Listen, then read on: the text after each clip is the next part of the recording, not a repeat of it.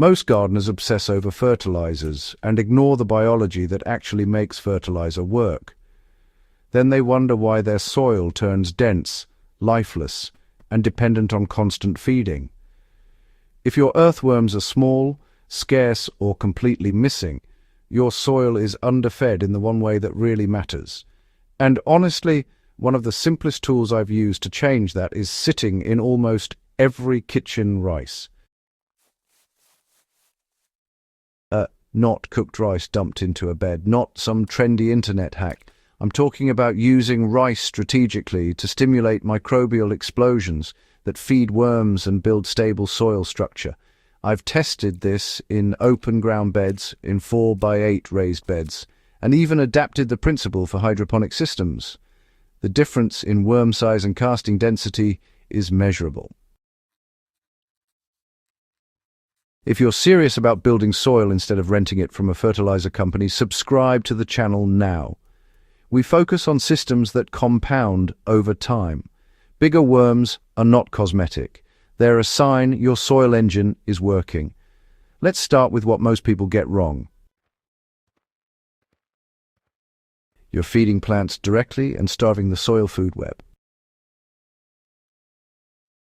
When you pour liquid nutrients around tomatoes every week, you're bypassing the microbial network. Worms don't eat fertilizer.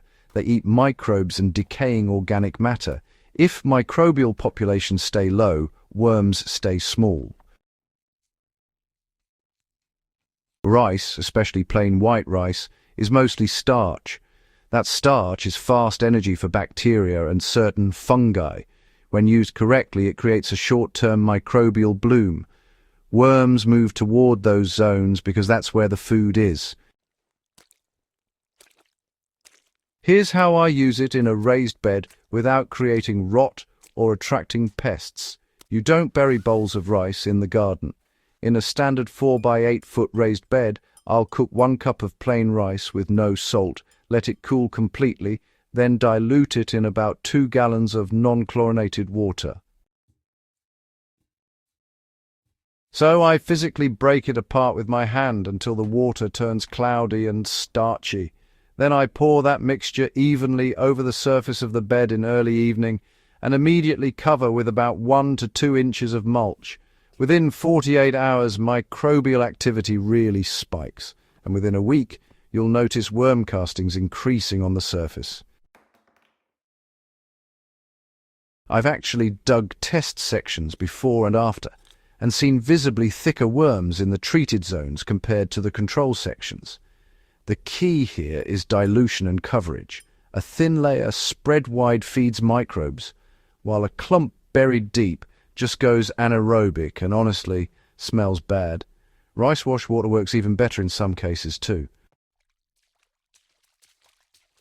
If you rinse rice before cooking, that cloudy rinse water is loaded with starch and trace minerals. Instead of pouring it down the drain, just dilute it 1-to-1 with rainwater and apply it directly to soil that already has organic matter.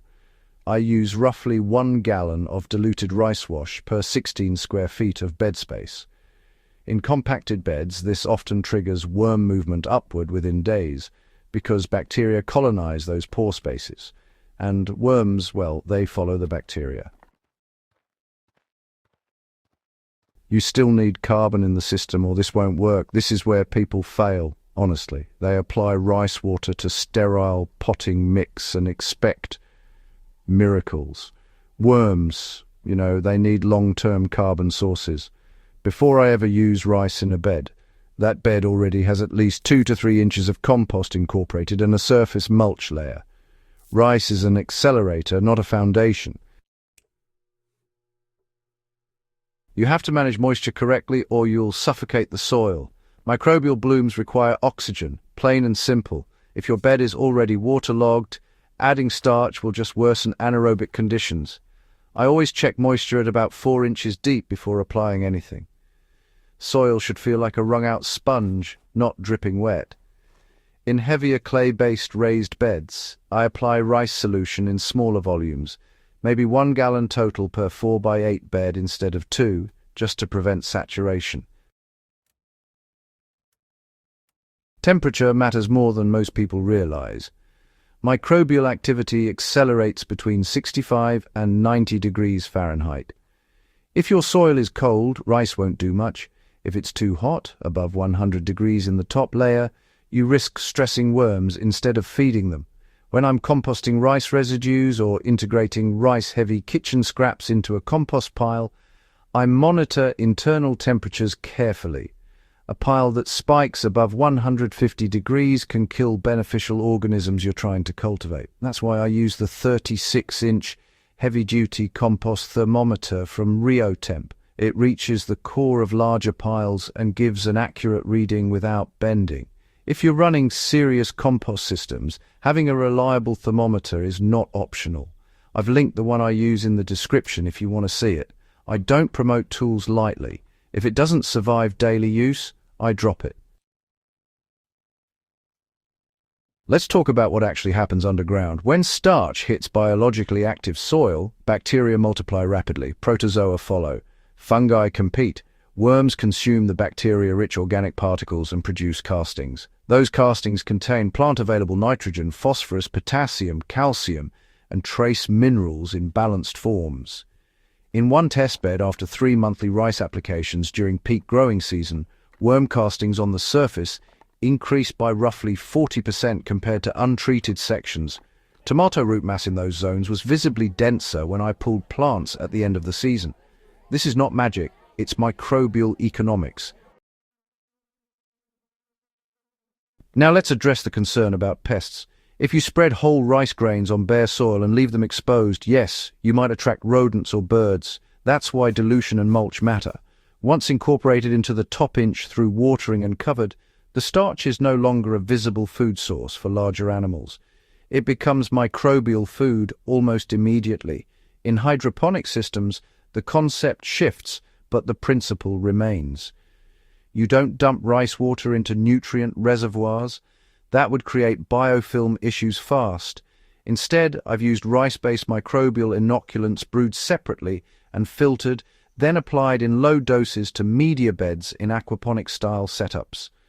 The goal is to boost microbial diversity in the root zone, not cloud the water. In sterile hydro systems, this approach is limited. Soil-based and media-based systems respond far better.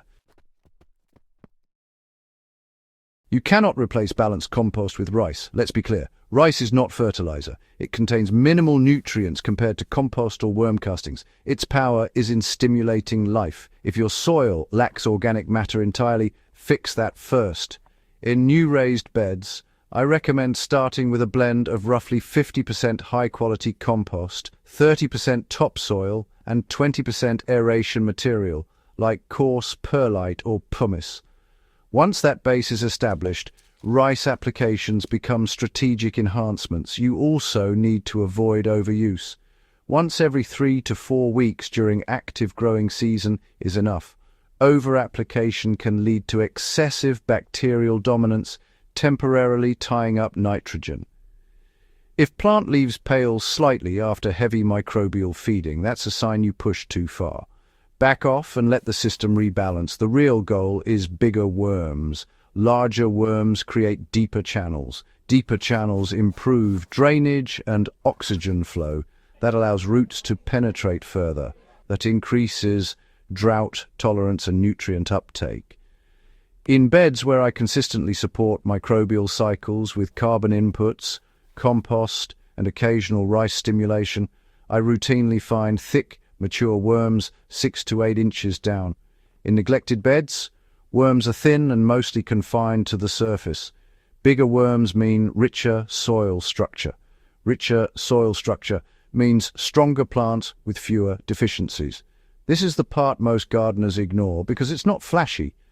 There's no colourful bottle. There's no dramatic before and after in 2 days. But over a season, the difference compounds.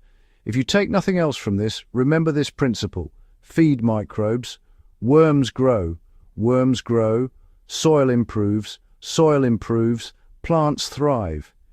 If this kind of practical, field-tested knowledge is useful to you, subscribe to the channel and share this video with another grower who's tired of chasing fertilizers instead of building soil. Better food starts below ground. The more we understand how to manage that biology intelligently, the less we depend on inputs and the more resilient our gardens become.